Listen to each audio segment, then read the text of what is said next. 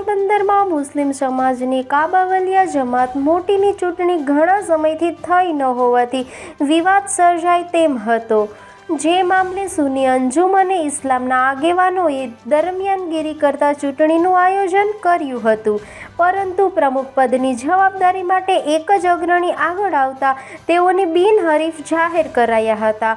ઉપરાંત તેઓની 11 લોકોની પેનલ પણ બિનહરીફ જાહેર થઈ છે.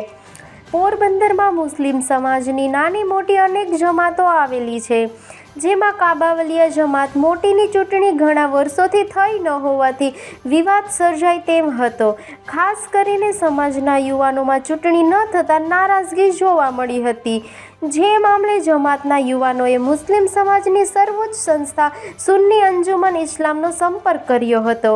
આથી અંજુમને ઇસ્લામના આગેવાનોને ખૂબ જહેમત ઉઠાવી કોઈ વિવાદ કે કોઈને મન દુઃખ ન સર્જાય તે રીતે કાર્યવાહી હાથ ધરી હતી અને ગત ગુરુવારે રાત્રે અંજુમને ઇસ્લામના આગેવાનોની અધ્યક્ષતામાં બેઠકનું આયોજન કરવામાં આવ્યું હતું, જેમાં કાબાવલિયા જમાત મોટીની ચૂંટણી કરીને મહત્વની ચર્ચાઓ કરાઈ હતી અને તે સમયે પ્રમુખ પદના દાવેદાર ઇબ્રાહીમભાઈ સુલેમાન મુકાદમનું નામ સર્વસંમતિથી નક્કી કરાયું હતું, પરંતુ અન્ય કોઈને ચૂંટણી લડવી હોય તે માટે રવિવાર સુધીનો સમય આપવામાં આવ્યો હતો, પરંતુ ઇબ્રાહીમભાઈ અને અન્ય કોઈ ઉમેદવાર ચૂંટણી લડવા આગળ ન આવ્યા. ઇબ્રાહીમભાઈ અને તેઓની પેનલના 11 સભ્યોને બિનહરીફ જાહેર કરાયા છે.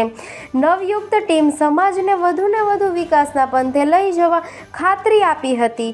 ચૂંટણી પ્રક્રિયા સમયે સુન્ની અંજુમન ઇસ્લામના હોદ્દેદારો પણ ખાસ હાજર રહ્યા હતા અને તમામ કામગીરી શાંતિપૂર્ણ રીતે સંપન્ન કરાવી હતી. નિપુલ પોપટ, પોરબંદર ટાઈમ્સ.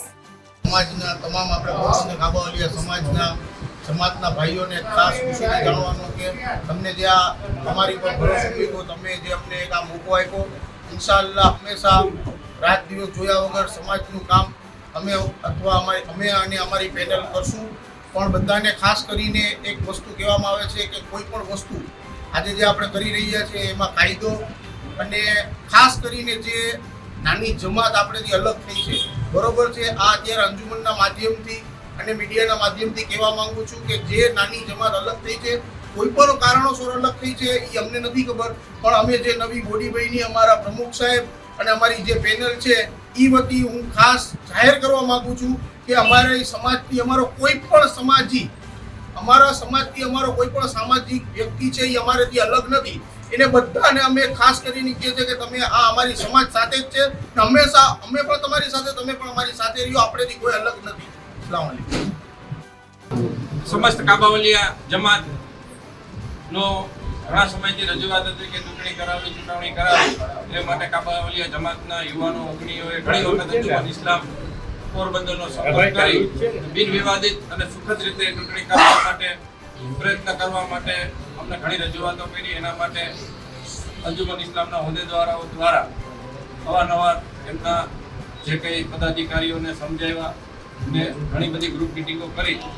ગઈ તારીખ 18/9/2025 રોજ કાબાવલિયા જમાતની જનરલ બોર્ડની મિટિંગ રાખેલ, જે મિટિંગની અંદર સર્વાનુમતે બિનહરીફ તરીકે સમસ્ત કાબાવલિયા જમાત પોરબંદરના પ્રમુખ તરીકે ઇબ્રાહીમભાઈ સુલેમાનભાઈ મુકાદમે ને પ્રમુખ તરીકે નક્કી કરવામાં આવેલ.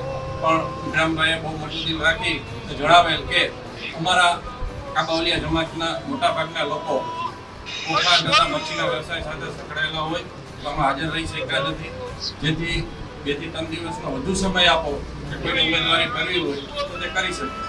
જેથી અમે આજે 21/9/2025 સુધી ઉમેદવારી કરવા માટે સમય રાખેલો હતો, પરંતુ કોઈ પણ વ્યક્તિએ કાબાવલિયા જમાતના કોઈ પણ વ્યક્તિએ અત્યાર સુધી ઉમેદવારી કરેલ નથી.